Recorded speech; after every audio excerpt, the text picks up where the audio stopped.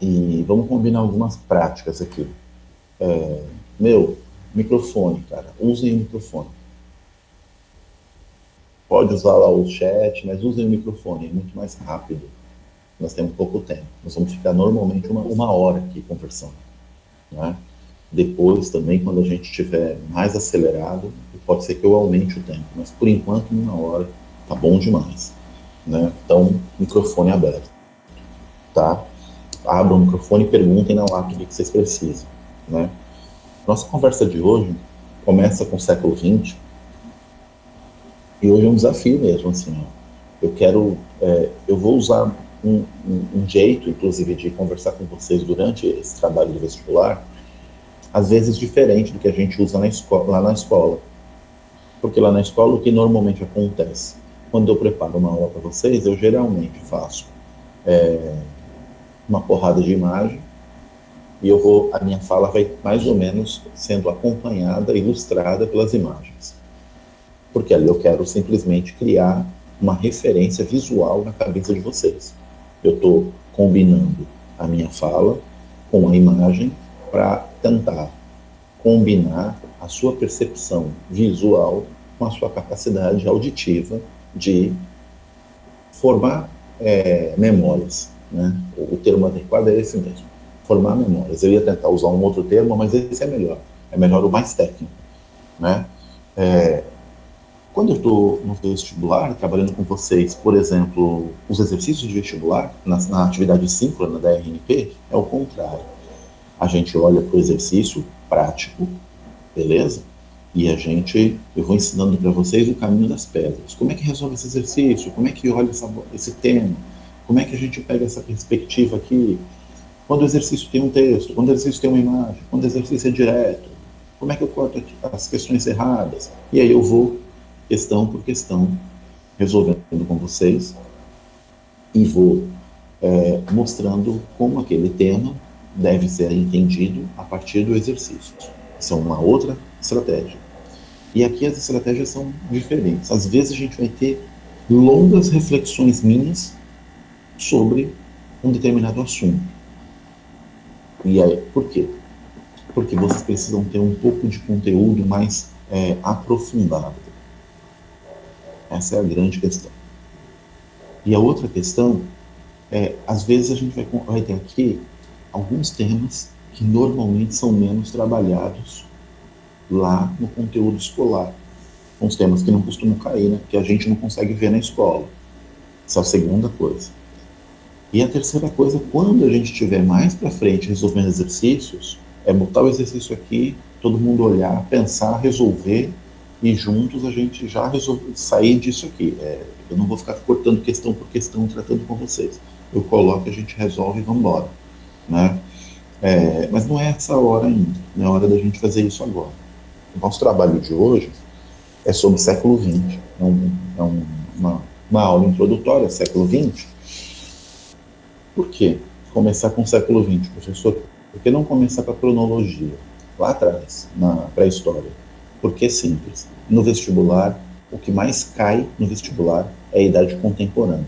Em história, coisa que vai cair para vocês bastante, é a idade contemporânea. Vai cair a idade antiga? Vai. Vai cair a idade média? Vai. Vai cair colônia? Vai. Mas vai cair mais contemporânea. Ou seja, o que mais vai cair para vocês no vestibular é o período que vai da Revolução Francesa até os dias atuais. Vai cair século XIX, vai cair século XX. E dentre essas aí, o que mais vai cair para vocês é século XX. O período que vai de 1900 até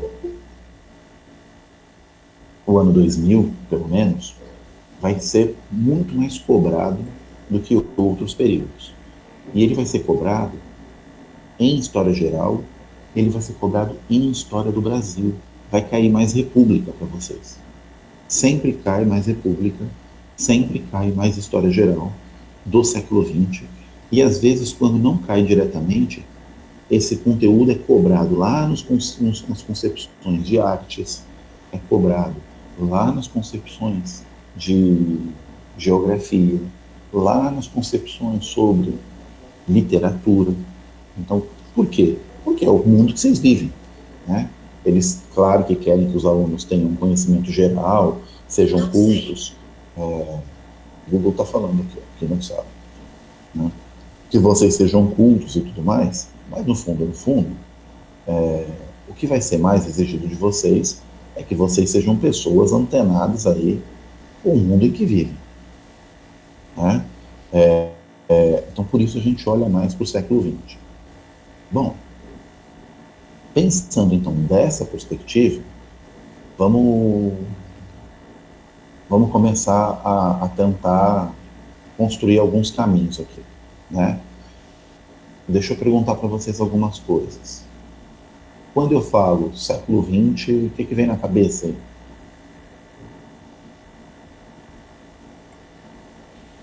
Primeira e Microfone. Segunda Guerra Mundial, era Hum? Vargas. Guerra Fria. Então vamos devagar aqui. Então anotem. Importante nas minhas aulas, quando a gente estiver conversando aqui, anotar, tomar nota das coisas. Então a gente falou aqui já de dois grandes eventos, o que a gente trata como história geral, né? Século XX. Primeira e Segunda Guerra Mundial, Guerra Fria. Isso a gente está falando do âmbito geral. Se vocês tratarem Primeira e Segunda Guerra Mundial e Guerra Fria, vocês já cobriram aí com tranquilidade 3/4 do século XX. Basicamente, século XX é isso aí. É Primeira, Segunda Guerra e Guerra Fria. Sabe disso? Sabe quase tudo. Precisa saber mais coisa? Claro. Mas se souber isso, vai se virar super bem. Não vai ter grandes dificuldades. Tá certo? Pô, quem mais eu preciso saber? Aí a gente vai para a história do Brasil. Então vamos lá. Brasil, século XX. O que vem na cabeça? Era Vargas, Boa, Vargas. a Revolução de 30, né? Era A Vargas, ditadura Vargas. militar. a ditadura militar. Boa. Na minha vem a República Populista, que é aquela dentre o Dutra e o Jango. Sim. Redemocratização. E a parte de globalização do Brasil também, se eu não me engano, foi 70 e pouco, 80 e pouco, né? Alguma coisa assim. Então vamos facilitar isso aí. Quando a gente fala em século XX, vem na cabeça de vocês um termo chamado República do Café com Leite ou República Velha? Vem isso? República aristocrática ou das oligarquias? Vem na cabeça isso? Sim, café com leite.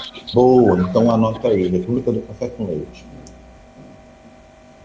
Depois da República do Café com Leite vem Era Vargas.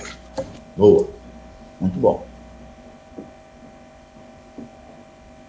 Eu vou pular e vou fingir que eu não vi que o Pedro falou da República Democrática de 45 até 64. Por que eu estou pulando? Porque o Pedro falou alguma bobagem? Não, ele falou super certo.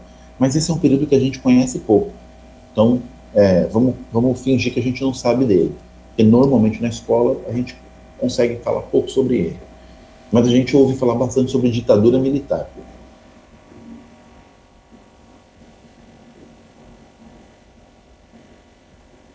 E depois a redemocratização.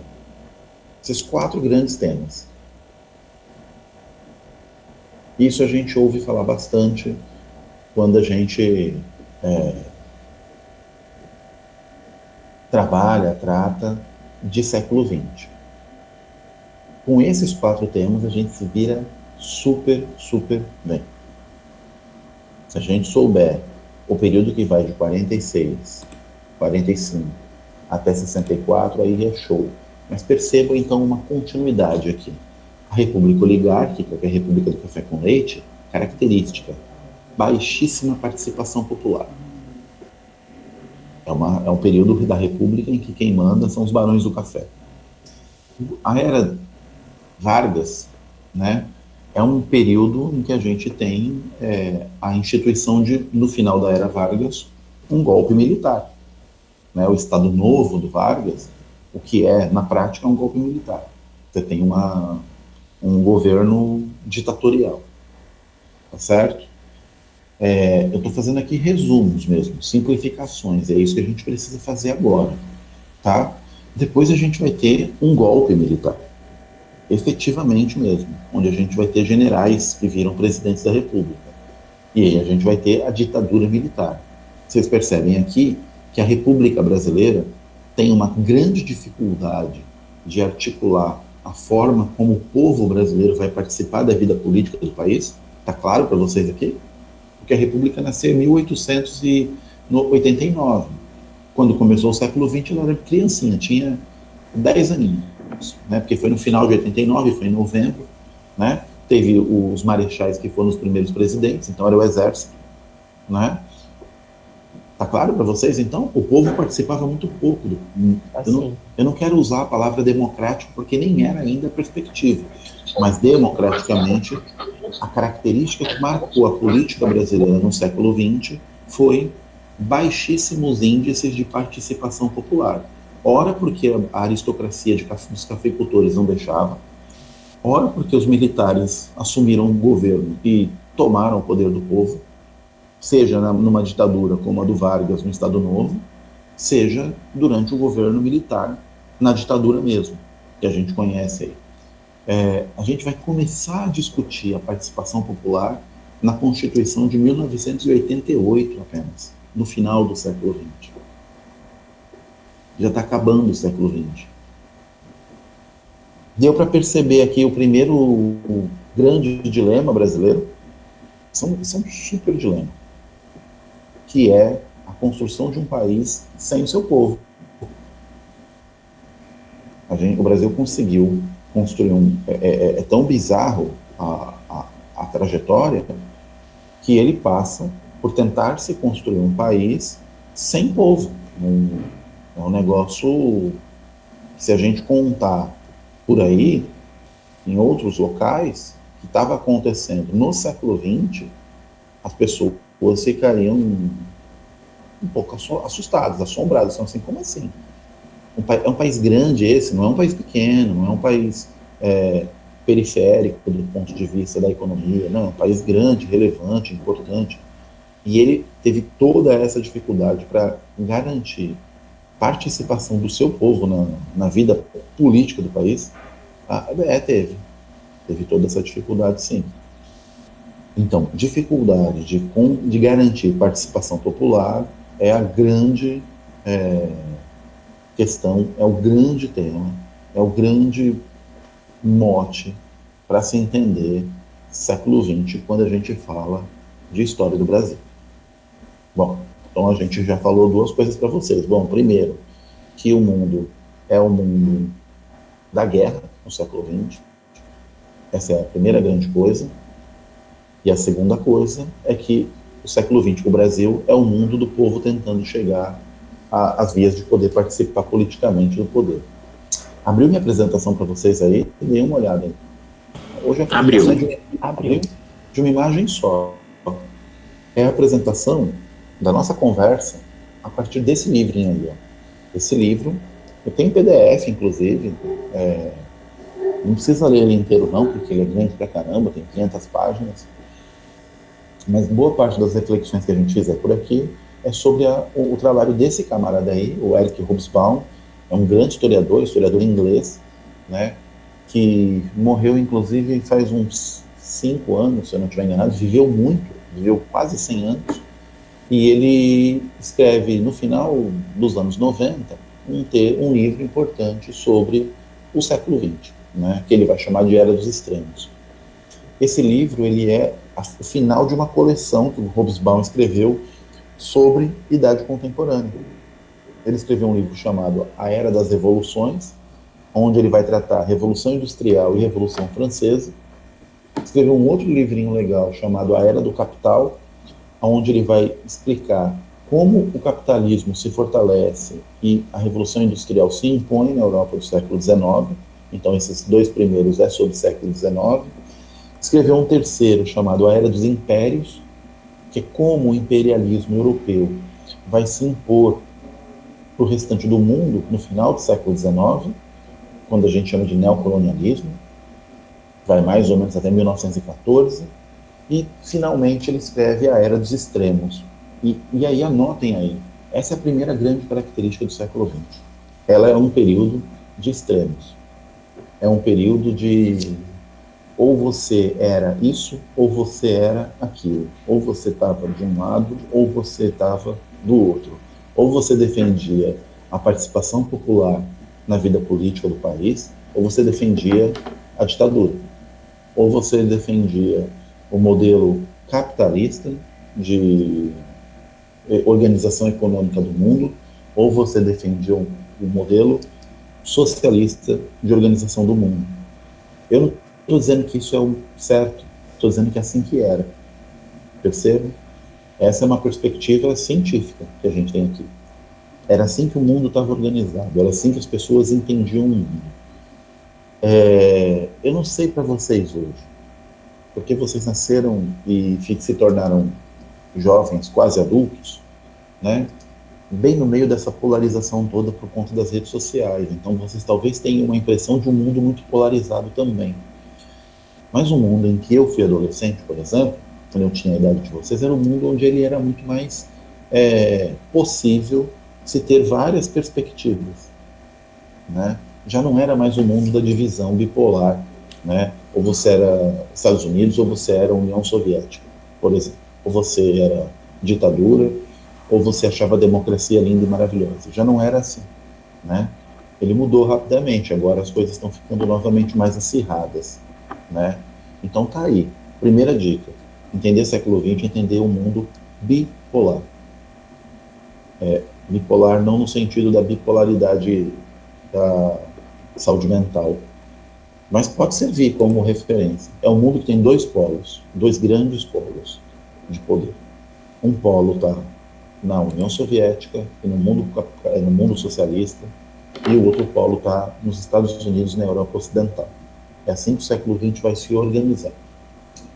Mas a pergunta número 1 é como é que a gente chega nisso? Porque quando começou o século XX, na virada de 1899 para 1900, a Europa entrou em festa. Foi uma grande comemoração de Réveillon. E nessa grande comemoração de Réveillon, o mundo não era bipolar, o mundo não estava preparado para passar 3/3, aliás, 3/4 do seu século debatendo grandes guerras, né? Como a Primeira e a Segunda Guerra e como a Guerra Fria, e eu nem estou falando das outras. A gente vai falar de outras guerras, como a guerra entre armênios e turcos, gregos e turcos, a Guerra da Coreia, Vietnã, guerras, por exemplo, como a invasão russa no Afeganistão, a guerra do Irã e do Iraque, Malvinas. Vocês vão perceber que a gente vai falar o século XX inteiro de guerra. Mas quando virou o Réveillon de 1889, 99, não era essa a perspectiva. A perspectiva era uma outra completamente diferente. Mas antes de eu entrar ali, eu queria saber de vocês perguntas, dúvidas, questões que vocês têm já a princípio sobre o século XX, curiosidades. E aí eu entro lá na minha descrição de como a gente chega no século XX. E aí? Professor, eu tenho um pouco de dificuldade na parte da Era Vargas para frente, assim, dessa parte da República do Café com Leite. Da Era Vargas para frente? Até entrar na Era Vargas. Como que a gente chega na Era Vargas? É isso? Isso. Beleza. A gente...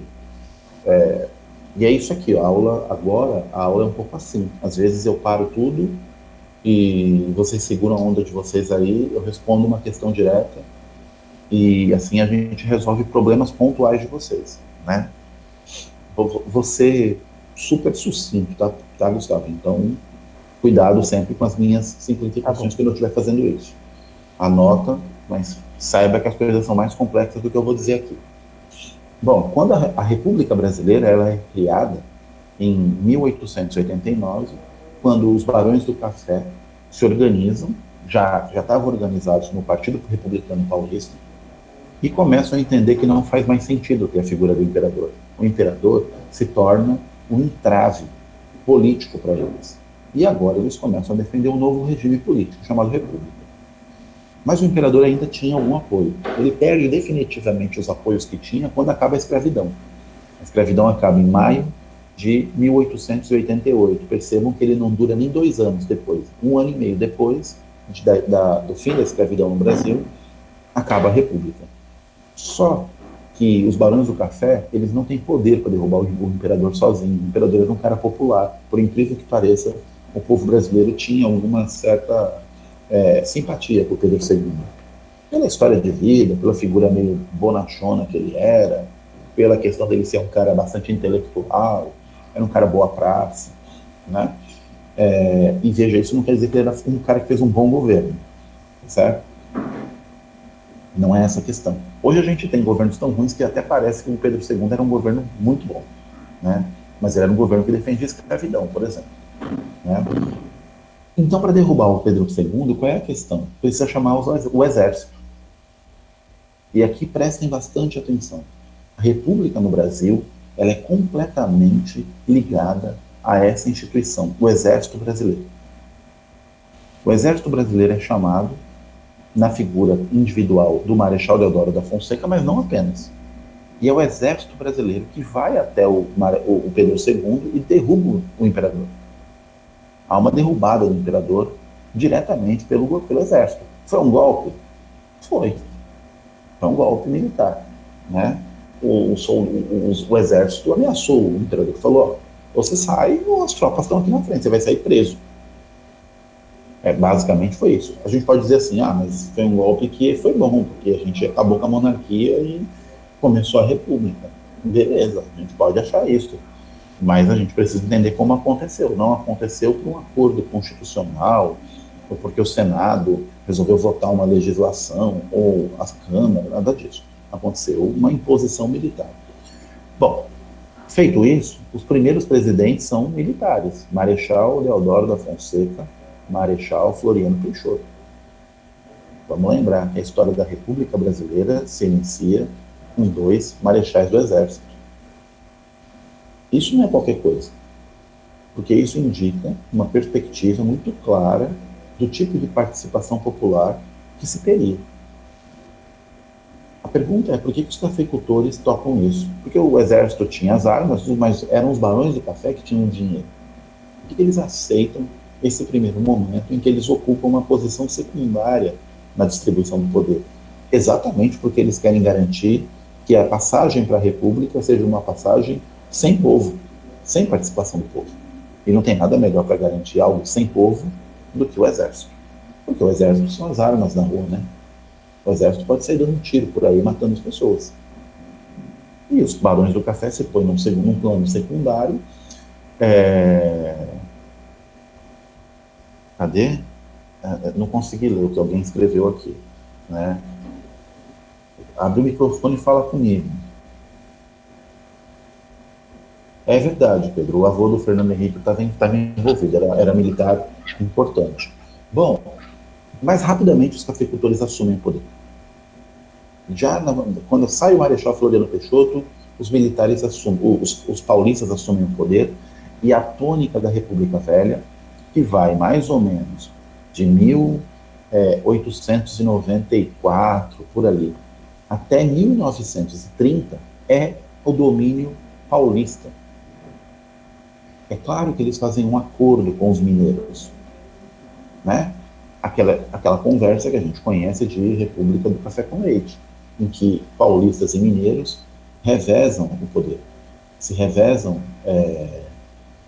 na presidência da República. Ora um é vice, ora o outro é presidente, ora um é vice, ora o outro é presidente. Então a gente vai ter uma sucessão de governadores mineiros e de governadores paulistas, revezando basicamente o quê? Revezando basicamente o domínio do Estado brasileiro. E para que eles querem dominar o Estado brasileiro? Porque eles condicionam as decisões e condicionam a utilização do orçamento do Estado brasileiro. E quando eu falo Estado, estou falando do governo, estou falando do aparelho do Estado brasileiro, daquilo que é regido pelo país. Eles condicionam tudo isso aos seus próprios interesses econômicos. Então, o Estado brasileiro passa a servir para financiar e potencializar o café, e os cafeicultores. O Banco Central financia a lavoura, o Ministério da Economia toma medidas para beneficiar os cafeicultores, o Ministério do Planejamento propõe obras que interessem aos cafeicultores, né? Eles assumem o poder. E esse período a gente chama de vários nomes. A gente chama de República Velha, beleza? A gente chama de República do Café com Leite, a gente chama de República Aristocrática, porque era uma aristocracia de cafeicultores que assumiu e dominou o poder. Qual é o erro? O erro é pensar que as coisas congelaram no tempo, Gustavo. O domínio dos cafeicultores, ele era absurdo, ele era muito grande, eles eram muito ricos. Eles eram responsáveis por 90% das exportações do Brasil. Perceba, eles tinham muita grana. E esse domínio, ele era muito pesado no final do século XIX, ele era muito pesado na primeira década do século XX, 1900 até 1910, ele era muito pesado até 1915, e aqui em 1915 a coisa começa a mudar. Ele continua pesado, os caras continuam tendo muito poder, mas em 1915 começa a acontecer alguma coisa que faz que surjam pequenos bolsões de oposição a eles. Bom, lembrar que em 1914 começa uma guerra mortal na Europa, a Primeira Guerra Mundial. Lembrar que nesse período o Brasil também está se urbanizando, então a gente vai ter cidades crescendo muito, por exemplo, como São Paulo, e que nesse período está começando a chegar aqui um monte de levas de imigrantes europeus, que rapidamente se organizam, por exemplo, em sindicatos. Havia uma tradição dos europeus já de se mobilizar em sindicatos, inclusive de enfrentar os patrões. Uma coisa que não tinha no Brasil. O Brasil era escravista. A tradição dos trabalhadores brasileiros era a escravidão. Eles não tinham uma experiência de mobilização sindical. Isso não quer dizer que eles não tivessem uma experiência de luta. Eles tinham experiências de luta, os escravos, inclusive, se rebelavam. Mas não na perspectiva do sindicalismo, por exemplo. Um dos resultados disso é que em 1917 vai acontecer a primeira greve geral no Brasil, em São Paulo, inclusive. Gente pra caramba foi presa. Mas os trabalhadores se organizam e param as fábricas, eles param a produção. Eles entendem, então, o quê? Eles entendem que no momento em que eles param a produção, eles derrubam a lucratividade do patrão. E é por isso que existe greve. É engraçado, eu fico curioso, inclusive quando a gente ouve depoimentos na televisão, está tendo uma greve, né? E aí a população faz depoimentos no jornal e fala, mas aí não é justo, porque atrapalha. Mas aí é ruim, porque compromete. Eu falo, puxa vida, as pessoas não estão entendendo como é que funciona. A ideia é exatamente atrapalhar mesmo. A lógica da greve, na sociedade capitalista, é derrubar o lucro do patrão. E o patrão, ele olha e fala, o que é melhor, eu perder o lucro ou eu dar um aumento para esses camaradas? E aí ele calcula e fala, normalmente, não, é melhor eu garantir um aumento, porque meu lucro é tão grande que o aumento ainda faz sentido. Ou não, vamos para cima e vamos esperar e vamos tentar evitar que os trabalhadores tenham qualquer conquista. Essa era a lógica. Em 1917, então, a gente tem esse contexto. Eu quero que vocês percebam o seguinte, está mudando. As coisas vão mudando. Quando a gente olha no livro de história, parece que a República Velha foi só uma coisa. E quando chegou em outubro de 1930, simplesmente o Vargas foi lá e assumiu o poder. Não é isso. A República Velha, ela está se desgastando. Fale.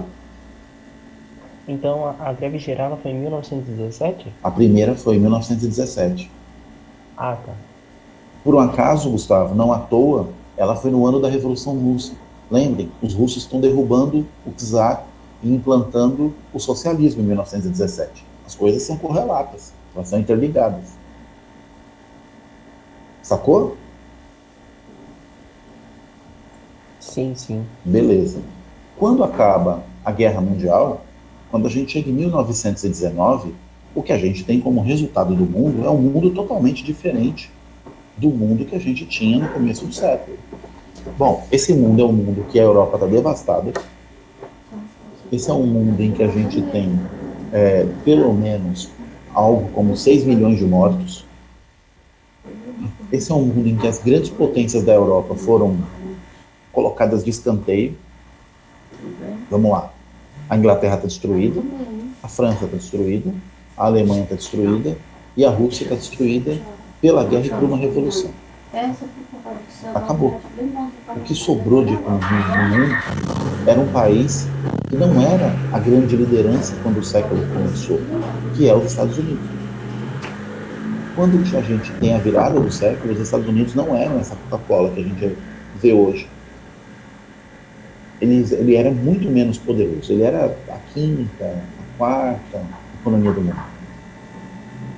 Quando acaba a Primeira Guerra Mundial, eles são a grande liderança. Eles são os grandes vencedores da guerra. E isso é muito importante. Bom, só que aí quando acaba a guerra, o que acontece é que a gente tem a peste negra, né, a gripe espanhola, lembra?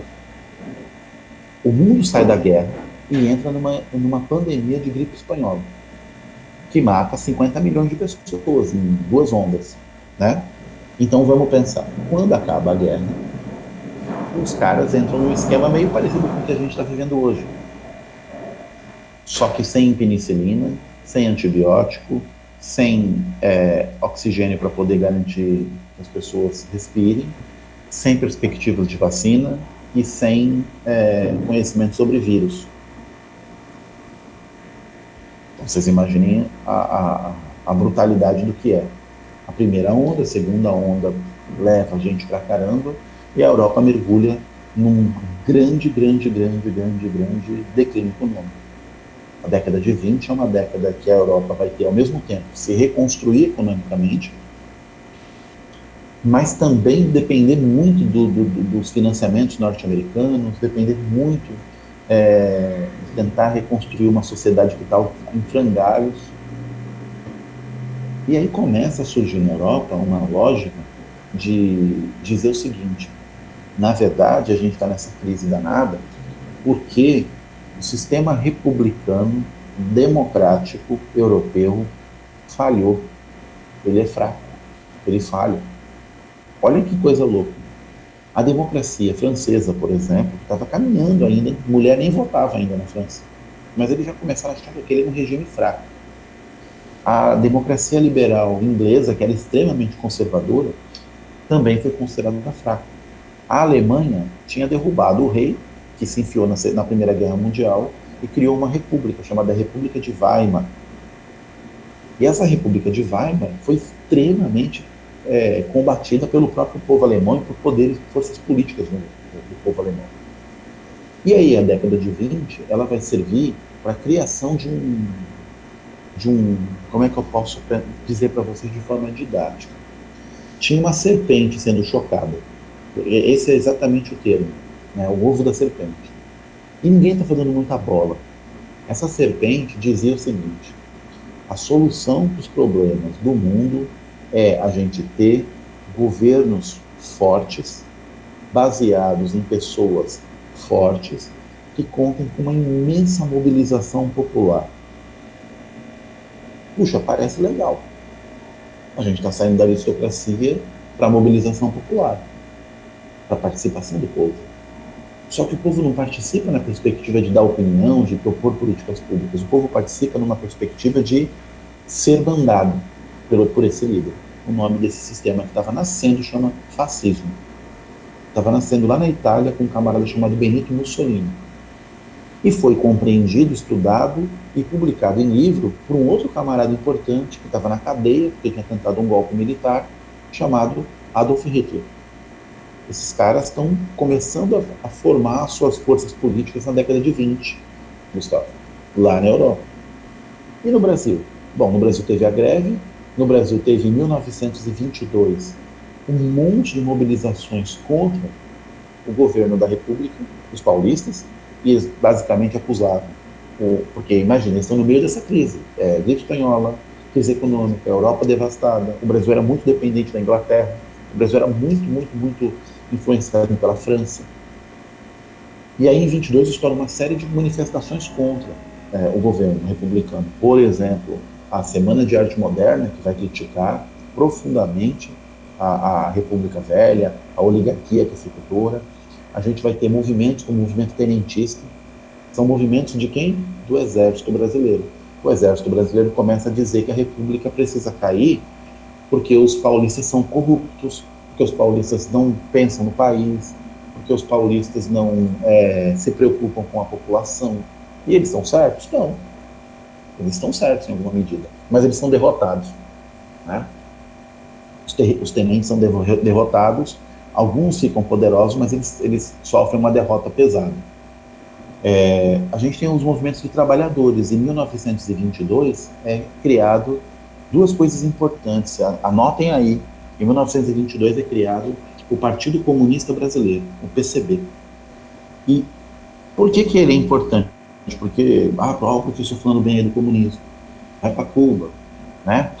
Não, é porque essa é a primeira organização formal de trabalhadores num partido político que pretende participar da vida política do país, que representa trabalhadores. O que a gente tinha até então era partidos políticos liderados principalmente por fazendeiros, sejam fazendeiros do Nordeste, do Sul do Brasil ou de São Paulo.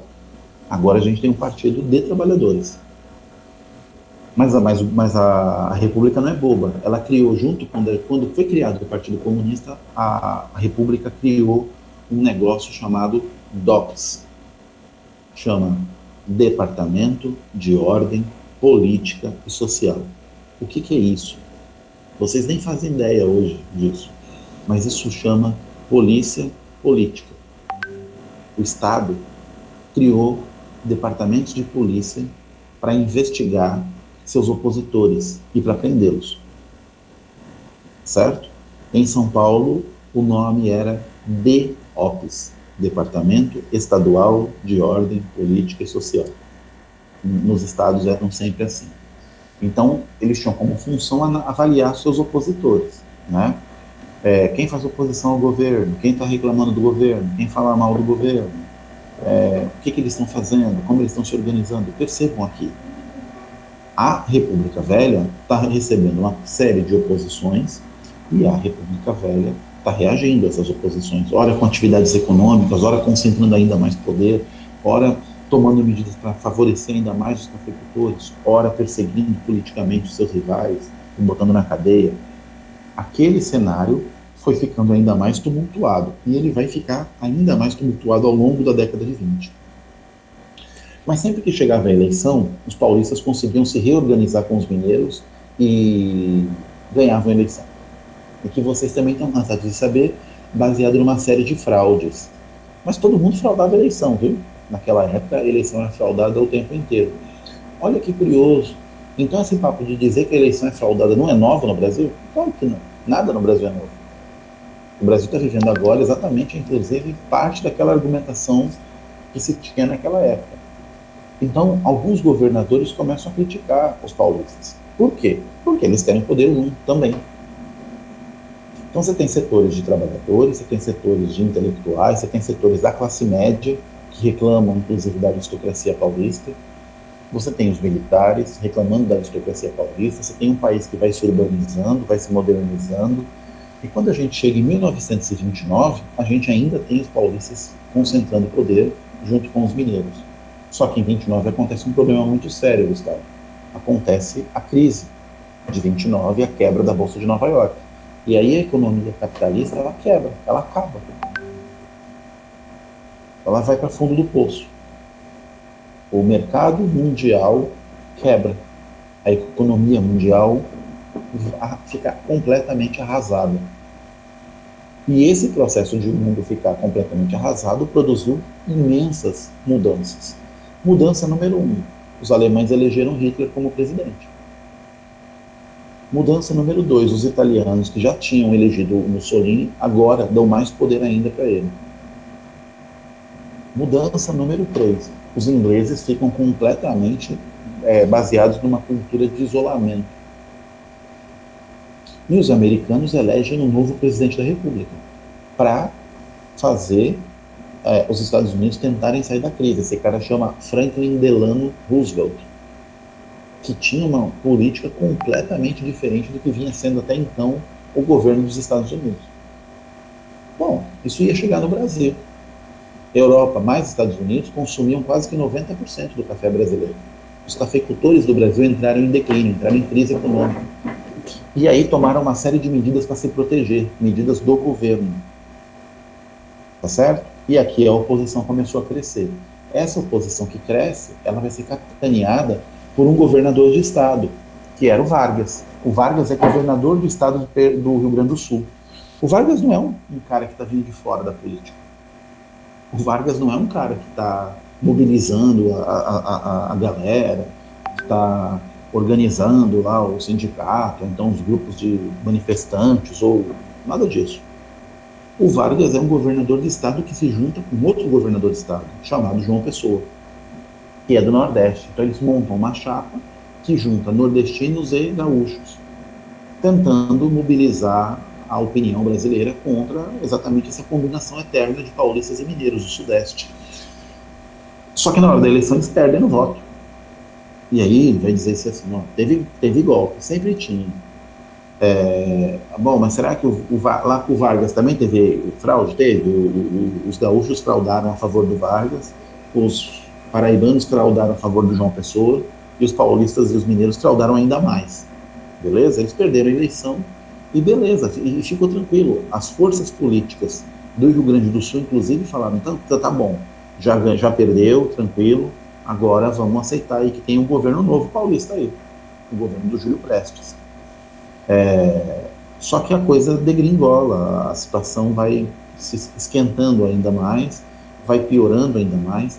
Setores radicalizados como estudantes, militares, trabalhadores vão pressionando ainda mais o governo eleito paulista e vão cobrar do Vargas que o Vargas aceite a posição de derrubar o governo.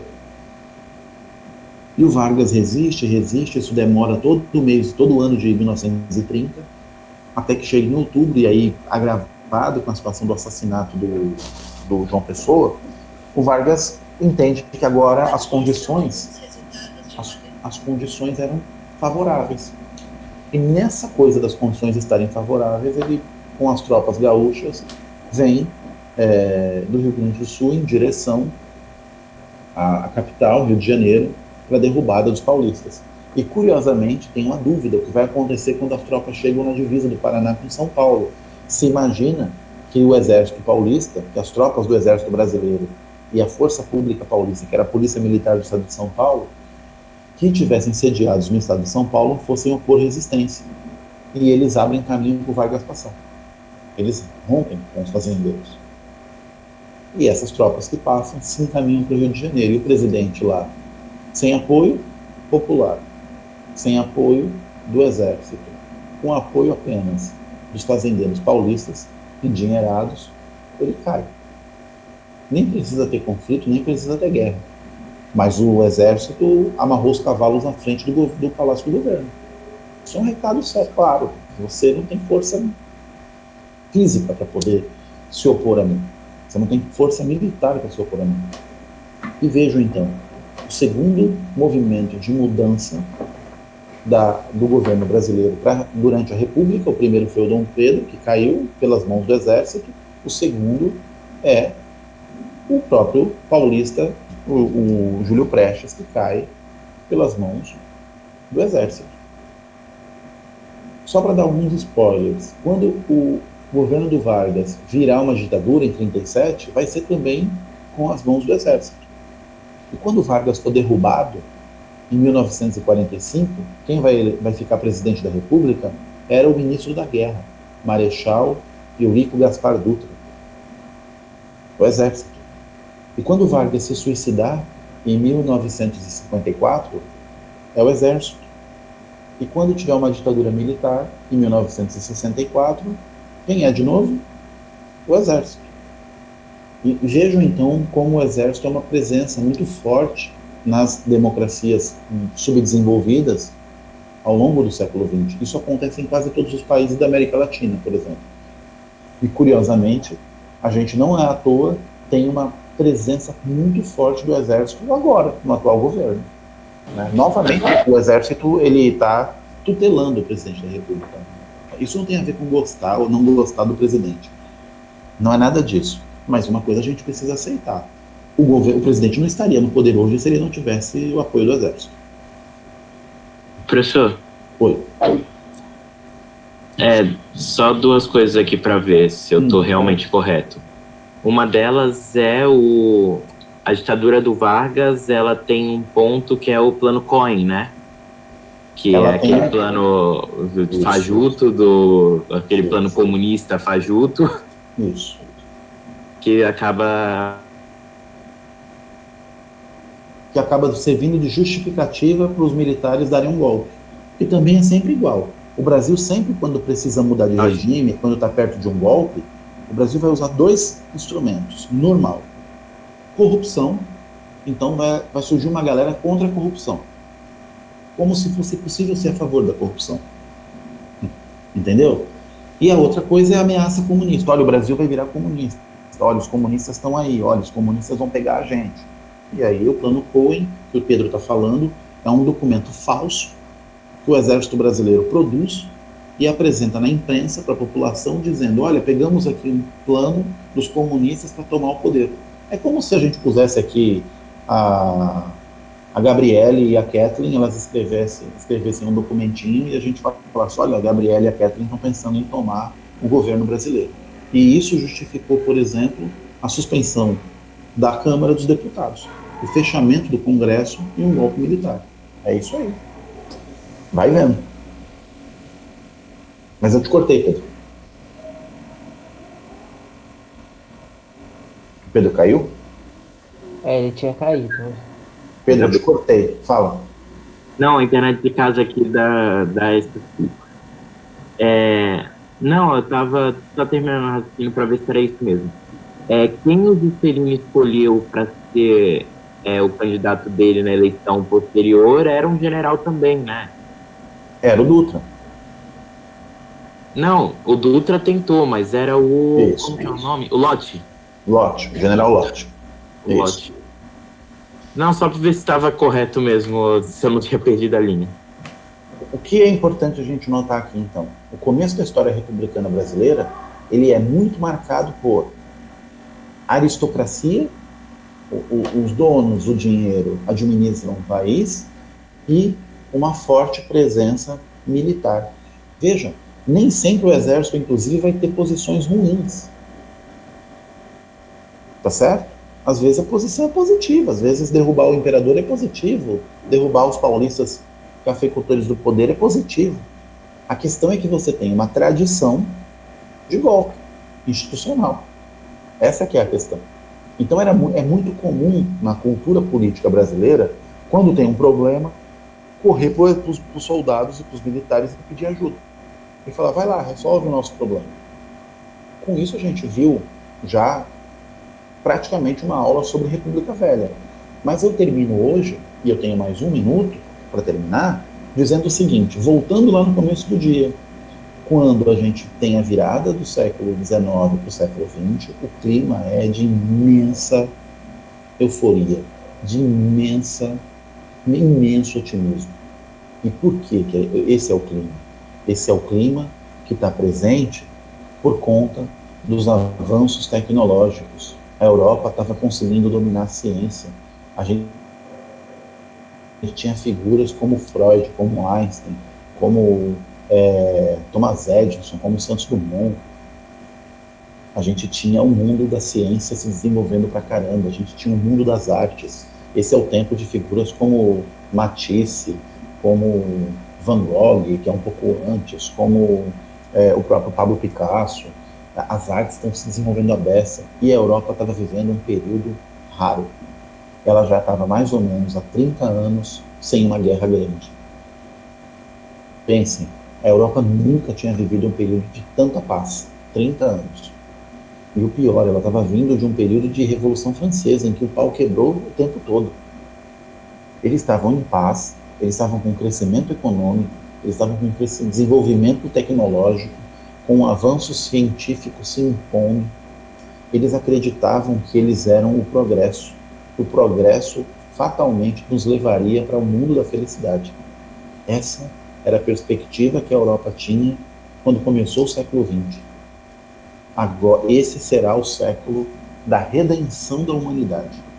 E a redenção da humanidade será através da cultura e do desenvolvimento científico, tecnológico produzido pelos europeus, inclusive. Aqui incluídos os norte-americanos. Não é? Esse é o mundo que eles estão vendo. Eles estão vendo um mundo extremamente otimista, um mundo extremamente positivo, um mundo cheio de possibilidades, de crescimento urbano, de chegada da iluminação elétrica, de água encanada, de veículos, imagine, de antibióticos, de anestésicos. Esse é um mundo fantástico, maravilhoso. Eles estão olhando, vocês acham que vocês estão vendo a tecnologia, esses caras estão vendo o máximo da tecnologia. Boa parte da nossa tecnologia de hoje ainda é cópia do que eles estavam fazendo lá. Ainda é cópia. Porque hoje, se a gente está falando aqui pela internet, a gente está usando os mesmos procedimentos que eles usavam para falar no telefone. Ninguém tinha visto isso. Ninguém nunca tinha falado por um aparelho, estando na Europa, com alguém que estava nos Estados Unidos ou no Brasil. Era fantástico o que esses caras estavam conseguindo ver. Esse era um mundo que se apresentava como um mundo perfeito. É claro que na periferia do mundo o bicho estava pegando. Isso tudo era a troco de colonialismo na África, colonialismo na Ásia, algumas espécies de dominação na própria América Latina, exploração e devastação de populações inteiras em território africano e asiático. Mas isso não importava. Isso era o seguinte, isso é o preço do progresso. Logo, a gente vai conseguir levar o progresso, inclusive, para eles. E eles vão todos poder se desenvolver. Olha que bonito que vai ser o mundo. Então, imagine um mundo que começa desse jeito e termina, como a gente falou, Primeira e Segunda Guerra Mundial, Guerra Fria, e mais toda aquela sucessão de guerras que vocês estão vendo. Eu encerro aqui. Esse mesmo otimismo que os europeus tinham era o otimismo, Gustavo, que os cafeicultores paulistas tinham quando estavam no poder, porque é no mesmo período. Eles estão dizendo, olha, nós vamos levar o Brasil para o progresso. Não é à toa que o símbolo da bandeira de São Paulo é não sou conduzido, conduzo. Está escrito lá na bandeira. Não sou conduzido, eu conduzo. São Paulo conduz. São Paulo vai se ver como a locomotiva do Brasil. Quem puxa os vagões, olha que coisa arrogante. Nós somos a locomotiva que puxa os vagões. Os vagões, eles não têm força própria, né? Eles vão para onde o outro empurra, né? A locomotiva empurra e o vagão simplesmente vai. Era assim que eles olhavam, né? Era assim que eles concebiam o mundo. Esse é o século XX que estava surgindo diante da gente e que na próxima aula a gente já entra de sola nas guerras, né? Era como se a gente tivesse comprado um ingresso para ir no cinema, pensando que a gente ia ver Procurando Nemo, e quando a gente chegou lá, estava passando Exorcista. A metáfora é essa. Eles se preparando para assistir o Procurando Nemo, e quando chegaram lá, estava dando Exorcista, assim, um susto que eles vão levar quando a guerra começa, né? Não estava previsto, não estava no plano, não estava no script, né? Por isso vai ser um período tão extremado. Tranquilo, minha gente? Deu para ter uma ideia geral de República Velha, deu para bater um papo sobre o Vargas um pouquinho, deu para fazer uma cronologia das principais coisas e deu para ficar com essa ideia na cabeça. Eles começam o mundo, eles começam o tempo com um otimismo gigante, né? Última coisa, alguns colegas têm pedido para gravar a aula. Bom, eu não consigo gravar a aula, já falei, o Pedro já me ensinou, mas meu computador trava, né?